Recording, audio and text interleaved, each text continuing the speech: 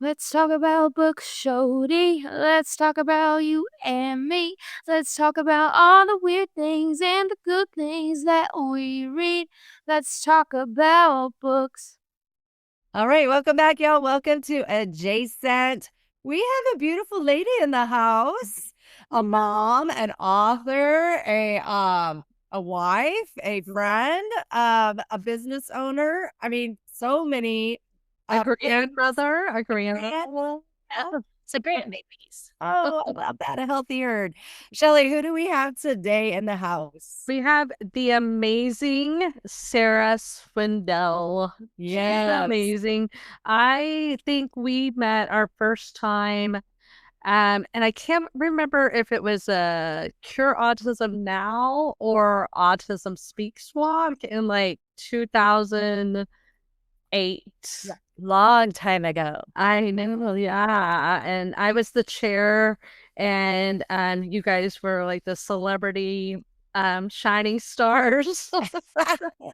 And so yeah, we've had a long, strong sharing information history together, and I'm definitely one of the fierce autism moms that we all kind of stay in the loop with each other, sharing information. And so I always say it's kind of a club you would never want to join, but when you're in it, you couldn't live without those. exactly. Right.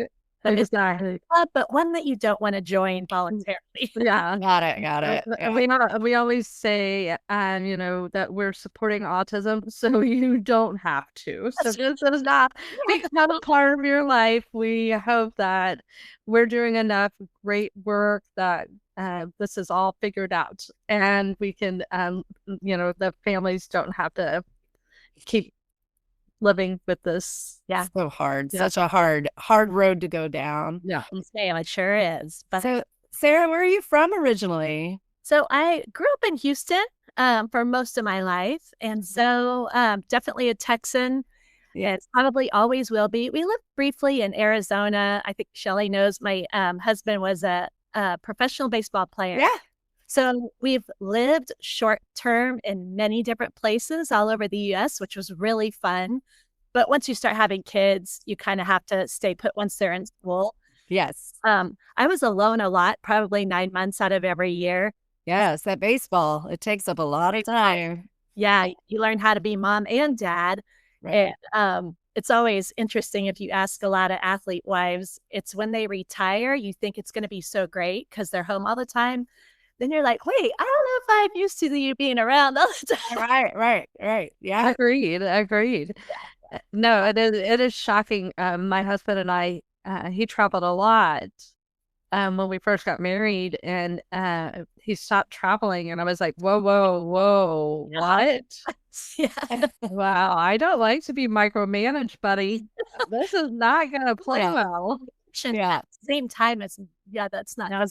Yeah. I feel you, but I mean, my husband was not gone as much as a Major League Baseball. I agree. So I can't imagine that lifestyle. And how many kids do you have? I've seen your pictures and I've read your book.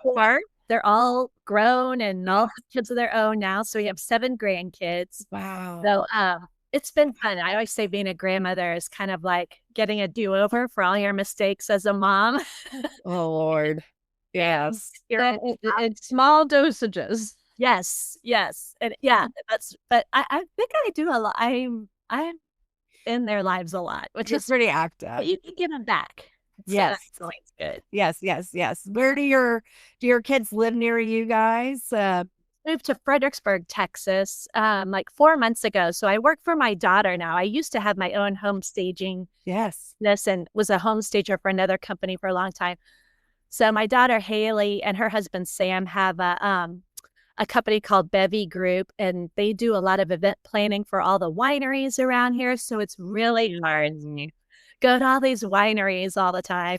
And just kidding. But we kind of she started a event rental leg. So with my experience in home staging and always being in a warehouse, I'm kind of the warehouse manager, so we're kicking that off. So we're busy getting that up and running. So It's going to be called Bevy Curated. So we curate kind of small events from like small weddings or, anything. But we make it extra, extra special. So That's incredible. That sounds like a fun business. I like that one. my oldest daughter is so fun. Just like you guys get to work together. There's something about working with a close relative or, Yeah. sibling or daughter. It's so fun. Yeah. And we get along so well. So that helps a lot. So That does. Yeah. I reached out to you last month, and y'all were doing something for the wine festival. Yes. What were you guys? the big Fredericksburg Food and Wine Festival. So I think we had close to 4,000 people there, and it was awesome. She's just she's an amazing. She has this creativity brain that just I can't even. But she just makes these ideas come to life. So in such a great way. So I'm really Fun. That's amazing. I love that. And I love Fredericksburg. It's such a beautiful spot. And I there's thought so much to do there. city, but I don't. I miss Target. That's we don't have a Target. We have a Walmart, which is fun. But there's something about Target that's just There is. therapy for me. Yeah. There is. I make a lot of money because I don't buy stuff I don't need anymore. So Yeah. Well, I used to during our early life, we spent all of our money on rehab and therapy and stuff for culture, and so we didn't have anything. And so I would go to Target and fill a cart and just walk away. and then walk away. It's like a satisfaction. It was so ridiculous, and I'm sorry for all the extra work of having to reshelf all that stuff, but it got me through. Just so insane. And I don't know about you, but in the early days of autism, when you're trying to have your child kind of be out in the community, we would do a lot of store time, and I would go right when stores open, like Target, right when they open. There's not very many people in there, and just learn how to, even if it's just the lights, having them get used to that. And if they have a meltdown, not too many people see it, but just kind of a lot of store walking around there. Just wow, that's so smart. And all that stuff. So we did a lot of that.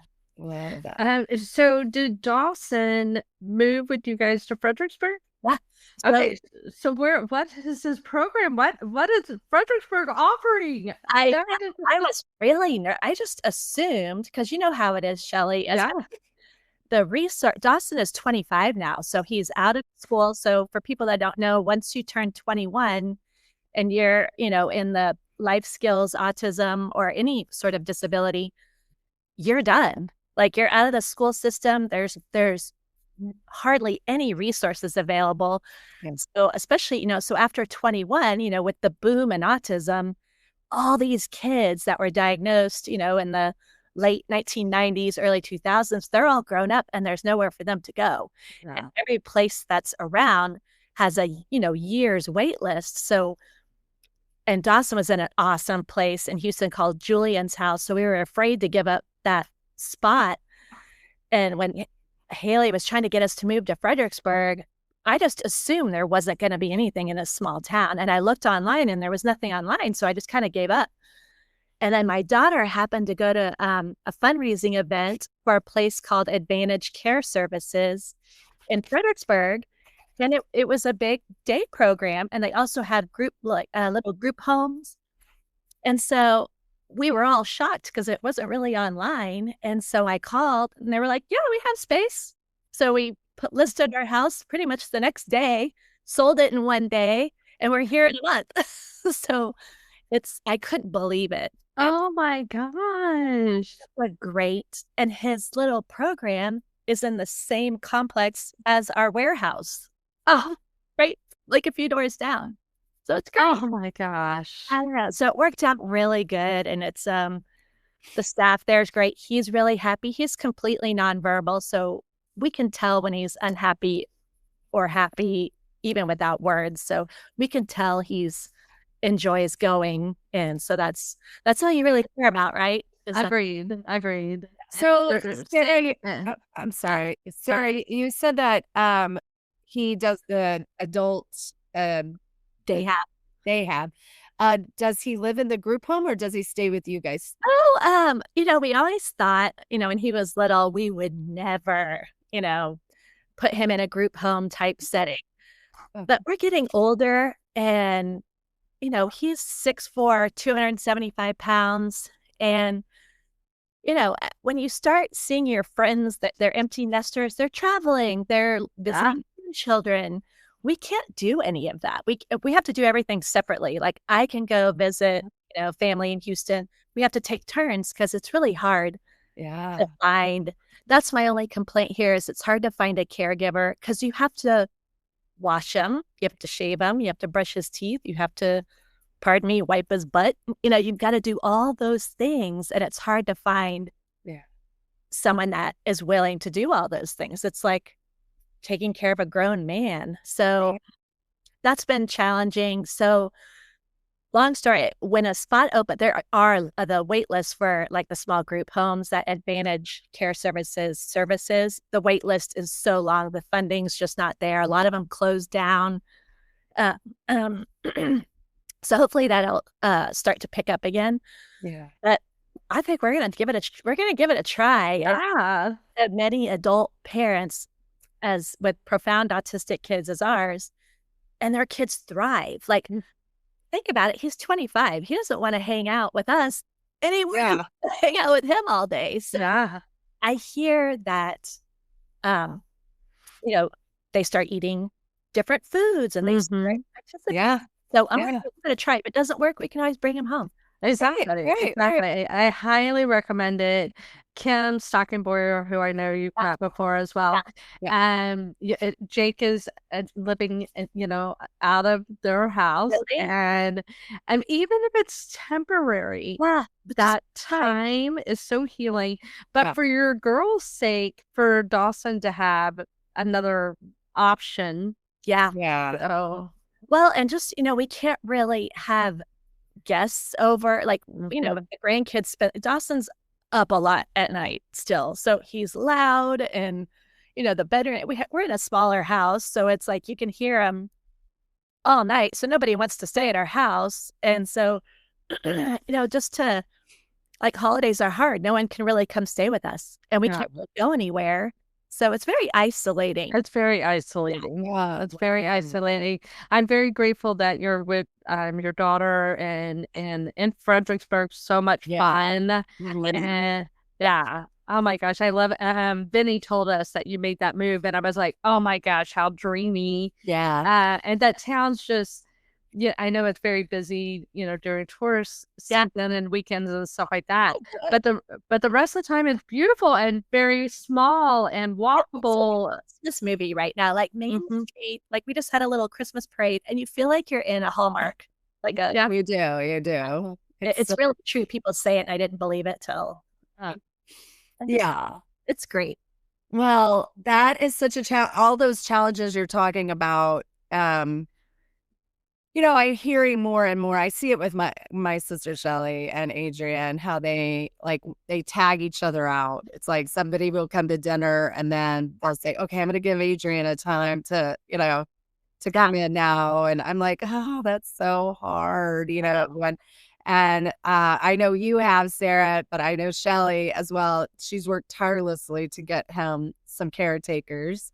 And it's kind of like the seasons of their lives. Yes, it's working out. This caretaker's working out. And then they move to another city. And then you're like, oh no, we got to start over again. But she's been just like you, like the biggest advocate, fighter, helper of her child. And just watching that struggle has been, it's mind blowing. And I just wish there were more programs for adults with special needs. I think we front load it really heavily, and then it's like, okay, you're on your own. There's It's like, wait, there's still special needs. Those didn't go away, guys. There's still it's here. Yeah. And, there's so much focus, which as it should be, on the newly diagnosed because, before they're 5, their brains are little sponges. Oh, right. That's the time when some people can actually reverse it and lose the diagnosis altogether. I mean, like for us, that never happened. But, back 25 years ago, ABA, applied behavioral analysis, was just coming out. Right. And it was hardcore, 40 hours a week. It wasn't covered by insurance. Right.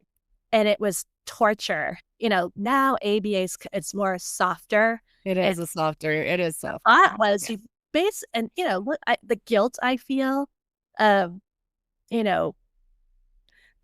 screaming, and I wrote about this in my book. Shut the door, and a 18-month-old baby isn't allowed to get up out of a chair until he touches the color red. yeah. We thought we were doing the right thing. Yeah. Him, it was. I don't know if we made it worse, but we had to try, and we did it for 7 years. Oh, yeah. Yeah. So that must have taken a big toll on you and Your whole family. and your family. Yes. Yeah. So in your book, Rounding Home, you go very vulnerable into your life, working through having a professional baseball player coach, dad, and having a child with autism. It's a definite, everybody needs to read it. You also have it on audio, so there's no excuse. That was I did it myself. So Yes, and your voice is perfect for it. So, but tell us, like, what did this whole road do for you guys? Like, tell us, like, in a short synopsis. Don't give away too much. You got to get the book, guys. You got to get the book. Too much. So Greg and I were married for about 16 years. And then something happened. I won't spoil it. And we ended up divorced for 8 years. And then we remarried 9 years ago. So, but when we got divorced, I had this book in my head for a long time because I think I don't know, Shell, if you felt the same way in those early years, and I'll try not to cry. Oh, it's okay.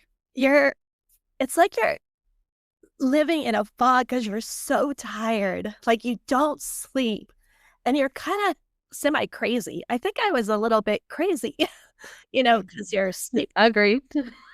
I might still be crazy. I'm still a little crazy. But you make decisions that I look back and I go, and there's chunks of years I don't even remember. Yeah. You're so caught up in trying to cure them. We had 3 older kids that were, close to being teenagers and just they needed attention. And at the meantime, Greg retired from playing baseball. He was depressed. I was depressed. Yeah. Not on the same page.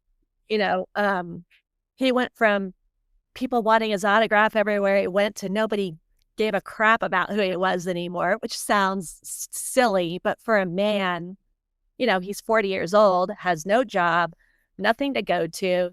There's no locker room fun. There's none of that's gone. And he's stuck at home with a screaming autistic kid who was going nuts. And I felt like I wasn't getting support from him. And we didn't. If I could give any advice to newly diagnosed parents, is there has to be some sort of marriage counseling or something, because I think the statistic is like 80% divorce rate, and then you throw in the athlete thing, it's like 90%. So we were kind of screwed from the get-go. Yeah. From the shoot. Yeah. Oh, yeah. So I think, and in those years that we were apart, I made a lot of mistakes. I married a lot of other people thinking I was so terrified to do this alone. Yeah. I knew I couldn't do it by myself. And I thought a man would make it all better and help me. And it made it worse. And all I did was hurt people along the way, including my kids. There's a lot of, and I cover all that in there. Yeah. It's all, and I talk a lot about the early years of autism, kind of what it did to the family. Yeah. But then it's also kind of a love story. So, we get back together. And not that I recommend divorce and remarrying your spouse, but it was the best. Like, we learn so much of what we shouldn't have done and what we did wrong. It's like we got a do-over and sit home, and it's, it's like, so there's hope, and, there's a lot of, I think moms in general, whether you have a special needs child or not, there's no book on, I cover, girls went through stuff. One was a cutter, one had an eating disorder, and you don't know what to do, you know, and you make a lot of mistakes along the way. And so I wanted every mom out there to, give yourself a little grace and to know you're not Oh gosh, yes. like, nobody's perfect. And those moms that are out there acting like they're perfect, they're lying, Yeah. Yeah, screw you. You're not helping the cause. No, No. probably weird too. Your kids are doing weird things. Yeah.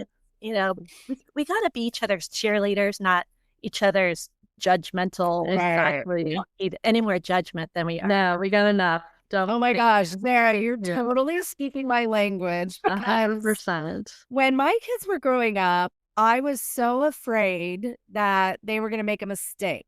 Like, I remember one time, one of my kids, not going to say her name, And that's a reflection. You feel like it's I thought it was a reflection of me because I did not want to be perceived as this mom, like that I didn't have it all together. But I remember one time, one of my kids, she said something like, she was like, oh, damn it. And my mother-in-law was very like prim and proper. And I think she was like 2 or 3. And she goes, what did she say? I said, she said Kermit, because I couldn't even like admit that like maybe my kid was gonna say a bad word. So just imagine years later and I wasn't perfect, and I knew people knew I wasn't perfect and my kids weren't perfect, but it just was so hard for me to admit that we made mistakes, and but You're human. that I'm human and they're human. And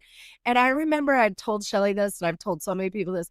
I would react the same way because I had big emotions when they were young. If they came and told me, Mom, I burned down the house, or Mom, I forgot my homework. It was like, what? What do you mean? You forgot your homework. I would just have these big and I'm like, now I look back and I'm like, oh my gosh, none of that matters. But I thought it did. So I never came off as perfect, but I definitely didn't want my kids. I didn't want to communicate. I didn't want to communicate what my kids were doing wrong. I felt like it was their story, and I should tell their this is the story. worst thing that has ever. The phone. You're pointing to the phone. It's all out there. Yeah. It's not getting easier. It's getting harder. I couldn't imagine being teenagers, right? Oh my gosh. Yes. Yeah. Yes. But It's so shocking. It's so yeah. And I think what you're saying is we've seen it all as moms of adult kids. And those of you that are thinking, oh, I want to have this perception of a perfect family, don't do it. It's going to it's going to make your relationship with your kids harder. Yeah. It's going to make you not have that connection with your friends as you probably should, and you're not able to feel like you can lean in. So go ahead and admit the flaws. Go ahead and accept that none of us are perfect. I mean, you don't have to put your kids' info out there all over the place. Right. Yeah. But it's okay to admit everybody's not perfect. And ask for help, and because yes, something goes wrong, like with the typical kid, like I said, you feel like, it was all my fault. Why are they doing this? And when you speak up about it, you'll find out you're so not alone. Like, I know. You're so not alone. That was like, you didn't talk about that. Right. That was like a thing. Now there's like, Yeah. And it's trendy. It's So trendy sad. now. So it's like, you realize it's people you would never think did it, or do it, Yeah. So once you realize you're not alone, Yeah. and I guess the positive thing about social media now, there's groups for everything. Right. Like there's a support group for every sort of problem. Agreed. So, Yeah, I mean, agreed. that's good. But Is it always the best advice? Probably not. Probably not. Yeah. Take it with a grain of salt. Yeah. And then I end up just getting in a Facebook fight with people because so. So how did you and Greg come back together after all of that like turmoil? And You got to read the book, Jim. I know. Don't give it away. It But was I already read the book. But what was like when you realized you could lean in on each other? Yeah. Like, and it was funny because it was Dawson. I hate to blame him, but it was kind of Dawson's autism that tore us apart. But it was also his autism that brought us back together. Yeah. When he was about 17, he started getting something was really wrong. Like his spine started curving. It was like within a year, it went from straight to like a 75-degree curve. yeah. And so something was wrong. It was beyond autism. So I was going to all these specialists in Houston. They were thinking it's a neuromuscular disease. And so at the time, he was great about helping me navigate this. We were both married to other people at the time, proud of. There was no like affair, but they would only let the parents come into these office visits. Right. So one time we were sitting in a waiting room. He was about to have an MRI or something. And we're sitting there just laughing about, like we always did, like there was always, the love was always there. But and I could speak for Greg now, but I think he was so ashamed of what he had done. He associated me with his shame, but so time healed all that. So we were kind of back where we were when we were crazy in love and just reminiscing about stuff. And I went back home and I'm cooking tater tot casserole and he sends me a text and says, "I miss you." And I said, "I miss you too." And I go, "Someday, maybe when we're old, we'll be in the same old folks home together." And he said, "It be sooner than later." And it's kind of like moving. I like to move a lot. Moving here, it was like we told our spouses, like, this isn't working. And we got back together and that was that. Yeah. And there's something about raising a person with any disability, I think, is that you're in these trenches together. Nobody else can fill that space, is going to get it, is going to understand it at the same level, is going to have the same compassion, and give each other grace and all, with all the mistakes and everything. Adrian and I made that commitment. We were like, do not leave me. I used to joke. We used to joke. I'm like, if you ever leave me, you get full custody. I'm not. Yeah. Whoever leaves with full custody. Tag, you're it. Tag. Agreed. We've said that. And I cannot, like, my heart would never do that to Adrian. I was like, I can't leave you alone with this. I can't. You know, I can't. I wouldn't do that to anybody.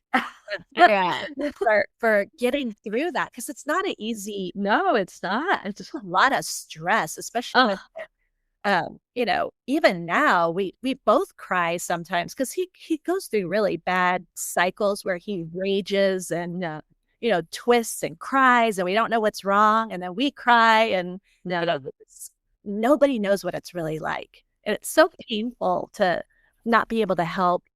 And when they can't speak or tell you what's wrong, it's very painful. And it's so comforting to know that he cares about him as much as I do. Yeah. And that he understands how much it sucks.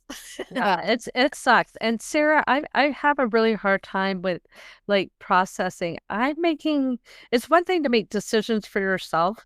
You know what? That's hard enough.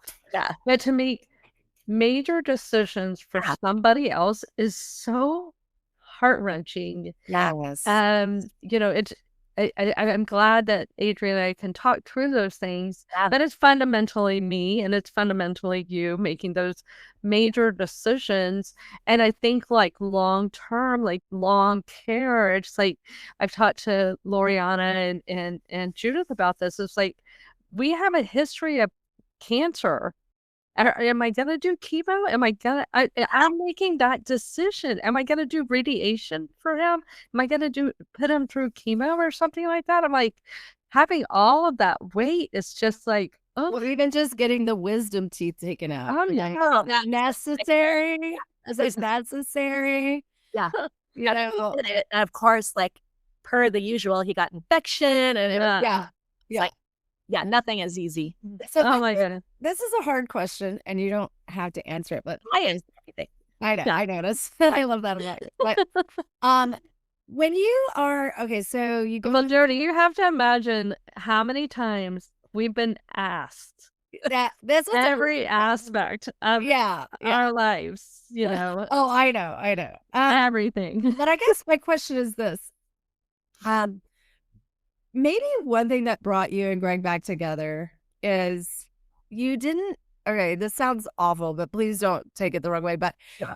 when you bring another person into the relationship, when you have a child with special needs and the care and need that it takes, right? You kind of have this feeling of like, oh, I feel kind of bad that you're having to do this. Then you feel like here's a power imbalance because then you feel like you owe them. And maybe there's like this guilt factor. So then you kind of you overdo to make up for what they kind of step into. And as much as they probably loved you, it's like, I don't want to feel guilty when I'm with my partner. No, I've never been asked that question, but that's so true. And, all the guys I know that sounds terrible. All the guys I had relationships with, most of them were really good, but it was that, like, I know this is gross and you can cut this out if you want, but Dawson, he has inflammatory bowel disease too. So life was all about poop. Poop was everything. Poop was bathtub. Poop was, he wore a diaper till he was 17. Yeah. But for some reason, bathtubs, he always pooped in the bathtub. Yeah. And one of the men I was with at the time, he was so great. I mean, he would clean it out. He would do all the things. But you're right. I always felt like in return, and you know what I was really bad at? I'm a terrible stepmother. I barely have enough love for my kids and my autistic. I was not a very attentive stepmother. And I felt this guilt like, well, he scooped all the poop out of the toilet. I need to take his daughter shopping for 2 hours. Right. And I didn't want to. Yeah.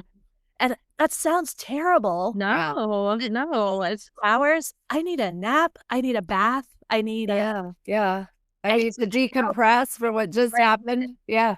I felt so spread thin, not only with my typical kids, but with Dawson, nurturing this new relationship.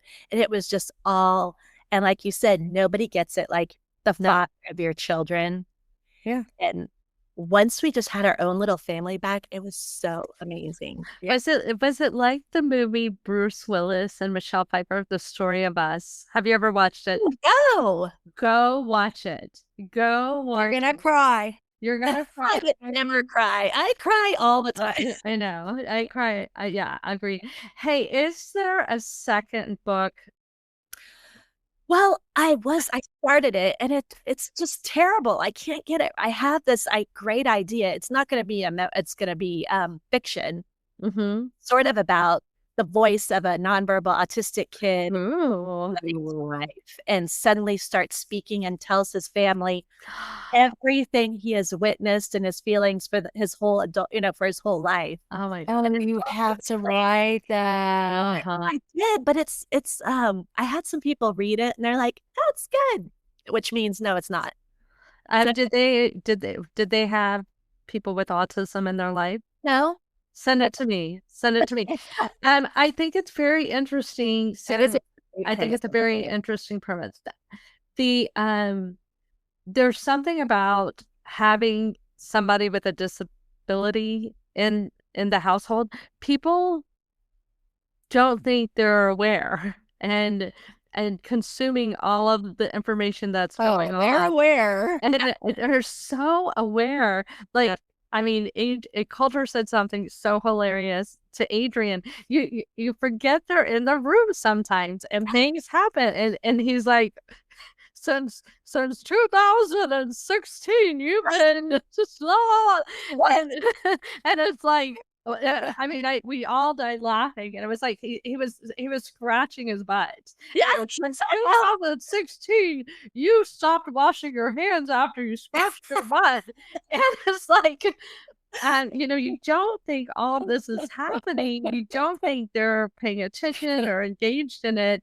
So it'd be fascinating to hear what they saw because I hate to say this, but I think people see them as invisible in the space. And so they have, completely nonverbal. But yeah. I think, I think he's definitely more aware. He's not Mhm. like everyone sends me those telepathy tapes. Oh, yeah. Yeah. I have someone send me a message every day. Oh my God, have you listened to that? Yes, I've listened. It's not Yeah. like it's just Yeah. not. It's like the letter boards. Everyone's like, try Yeah. that. He cannot identify letters. He just can't. Yeah. And you're like, if we've tried all these things, guys. We've tried it all. If that was the thing. Yeah, I don't like believe them that it works. I'm like, trust me.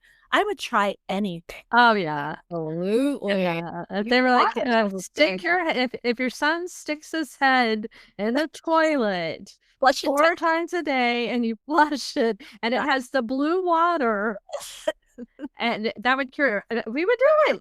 Yes, absolutely. I remember when I was first teaching, I didn't realize, like I was just coming into the world of the autism world as a teacher because it was really pretty fresh 30 years ago when I was starting to learn about it. Yeah. And I had this one kiddo, and he would basically draw and write the same thing every day. And he had this beautiful penmanship, but he was, he'd write the same thing every day, every day. And he could memorize things and he could pull things out randomly, but he was more echolaic. He wasn't really communicative to the level that, but I remember asking the parents in an art, I was like, do you think he's savant? Because I was starting to learn all these words. And they were like, no. Oh, This is where he's functioning. This is what he's doing. When he's talking to you, it's a movie he's scripting. Yeah. He's, and I was like, oh, okay. Cause I didn't know, but I mean, I remember reaching for all of that. And I remember when Shelley was trying all of the things that she was trying, I too would be like, have you tried this? I read about this, look at this, and we love it. We love it. but it does get like, guys, we've tried it all. Right. Yeah. You Well, know, and I think the biggest, I know Shelley understands. I know our kids are probably on a different spectrum too, but Yeah. and people mean so well. I know. They'll, when you say I have a child with autism, like, oh, my nephew, and he graduated from Harvard too. Yeah. Yes, the same. That's the same. Like, Yeah. sure, he wipes his own butt. Like, Right. Well, and I'm very excited for them to change the DSM. I'm very excited. And team profound autism. Let's be real. Yeah. I have to tell you, Sarah, Jody was teaching special ed, and I would call her every day telling her stories about Coulter. And at 9 months, she goes, I think he's on the spectrum. And I had him tested. He was diagnosed within a month. Yeah. And early intervention in Georgia was so They were amazing. They had it together. He's getting a lot of me up. I was like, wow. Yeah, he had the Medicaid waiver. Like, thank goodness you. How old is he now? He is 26. Okay, so he's a little bit awesome. Yeah. Yeah. And doing really well. Great intervention, early intervention, thanks to Jody's insight. Yeah. I mean, just so helpful and powerful. But it's still, he has all day care, and but he's come a long way. Yeah. A long way, particularly this last couple of years. So I'm just like, wow, okay. Yeah. But I understand it's every spectrum's different. Totally. Will he be able to live on his own, or? He's trying. We never expected it. He is currently living in one of our rental properties, and I know, and we're Dawson could come live with us. Yeah. He does not want to live with anybody. I don't blame him. Yeah. He's like, leave me alone. He's like, can you leave my house? And we're like, well, we can't really leave. That would be music to my ears. Yeah. And so we're trying to, what was interesting, and you'll see this, Sarah, is when Dawson's on his own, there's a whole new list of skills that you didn't realize he was missing. I can't imagine him doing anything Yeah. by himself. Yeah. Maybe. No, it's very Decent. Like, we probably should make, now we just do it. yeah. Put his food in the microwave and, do all that stuff, which he could probably do. Yeah. It's okay. I think Yeah, what happens, you're suffering. guys, I'm going to look. Everybody needs to give themselves grace. Yeah. So, it is sometimes easier just to do things. Yeah, it is. It is and there's times when you're in a rush or you're just like, this is part of our pattern and our systems and all of that. And, if he does go into the group, he might create some new skills. I know. You've also given him a lot of skills on the other end too. So, Well, and unapologetically, do it for you and Greg. Oh, Unapologetically. yeah. try it. Yes. Like, before we, I would think, what parent would do that?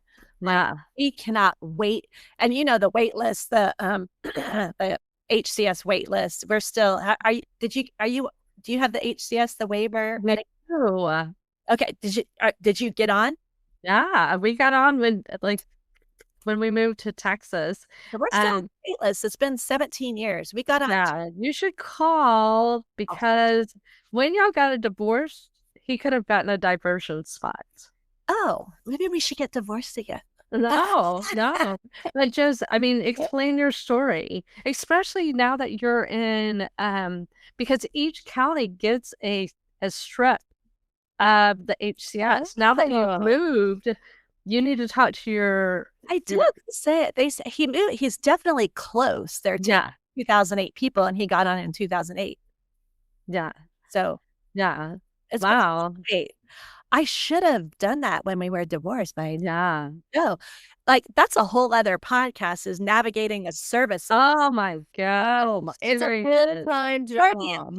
And all Full-time job. that stuff was so hard to figure out.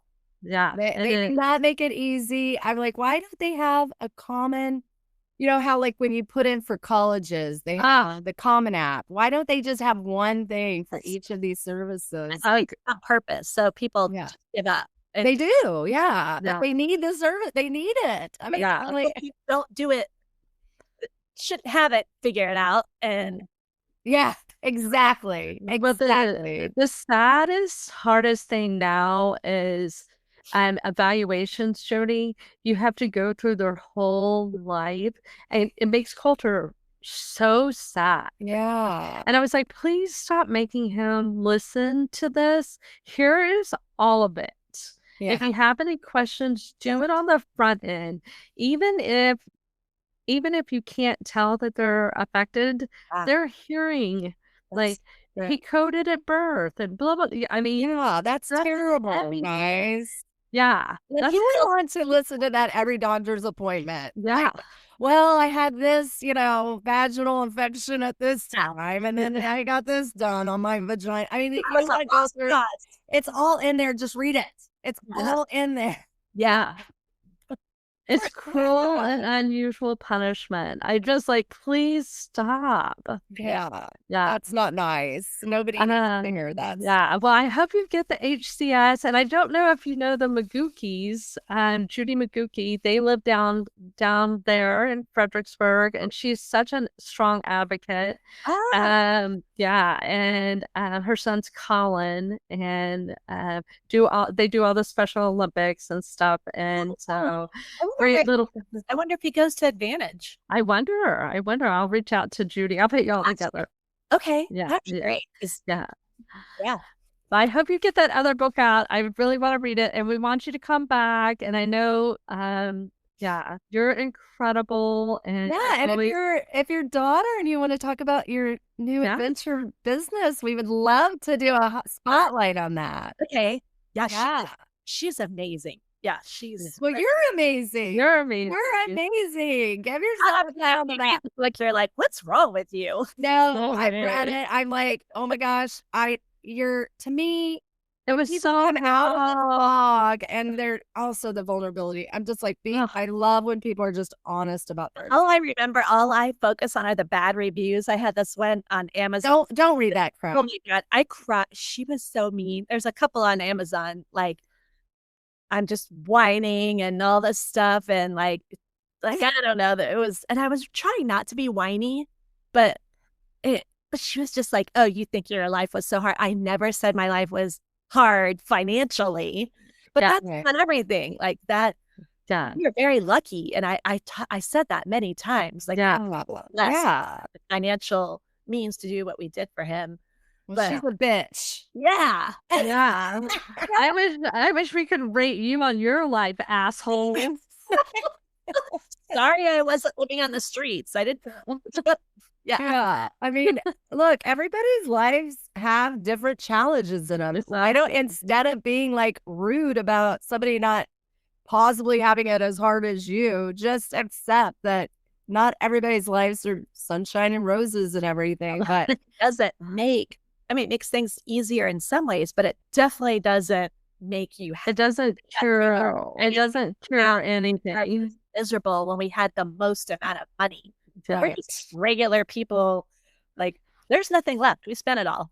And and nobody asks us for money anymore. We don't have to, pay off anyone's credit cards like we were, or, nobody asks us anymore. So nice. Hallelujah. Hallelujah. I love that. That's a really, we're broke. Yeah. Me too. I'm broke. Leave me alone. I'm a good teacher. It would probably go for a lot. You'd probably be like, I sold all these things. I'm broke. Yeah. Oh my gosh. If you have not gotten the book Rounding Home, it is on all the places. It's a great book. It's a great read. And it's also an audio, and it's everywhere. You can get on Amazon and then through your recordings and all of that. So please stop, drop, and roll. Yeah. Go listen to it. Go read it. Birthday to your podcast. Thank you. And I have to tell you, make sure you look at Sarah's back and shoulders in that picture. That picture is so strong. She looks like I know there's no way. Whatever. A lot of people don't know that field is Dishfot Field. Oh, I know. Right? And people go, is that a wine bottle? And yes, of course it's a wine, because I love to drink wine, and it's saved my life a lot over the years. There's a little ribbon. Dawson used to love to. Oh, yeah. Ribbon. Yes. So there's a reason behind the little. I know. I love it. The little Easter eggs. My little second wedding dress that I wore with Greg and I. I love things like that. Well, I have to come back on the podcast. And I'm gonna urge you to write about you and Greg now. Yes. There's a lot. That's a whole other everything's going Greg and I are great. Yeah, but still adult children section. That's it's empty nesting. When you get Dawson out, well, you can say empty nesting, kinda, and then what's that's like about grandparents. I'm sure we always laugh like, how many people placed bets that we would be divorced in a year? And oh, no way. Actually, I think when people get remarried, they last longer for a yeah. Totally. Yeah. Because they're like, okay, now I get why I needed you and I want you in my life. You and Greg watch Story of Us. Okay, I'm gonna write that down. Write it down. It's great. It's great. I mean, all this. Oh, it's old. I mean, it was before Bruce Willis was sick. Yeah. That's Yeah. Okay, and Shelly, go and make a good rating for her book so we can knock off that mean one. Yeah. What an asshole. There's a lot of them that just ruined my day. Yeah. Let's just I don't read that crap. I don't either. You're obviously you don't understand the rating system. That's what I put. Like, I think we got a 1 one time, and I was like, oh, obviously you think a 1's great. I just got confused. I understand. No, you guys are awesome. Proud of you guys. Oh, well, thanks. I can't wait to hang out with you. Maybe we can come to Fredericksburg and Yes. on a wine tour. Please come. Yeah. All right. Awesome. You know how we finish our show? We say, Texas, Texas. Yeehaw. Come on. Lawrence.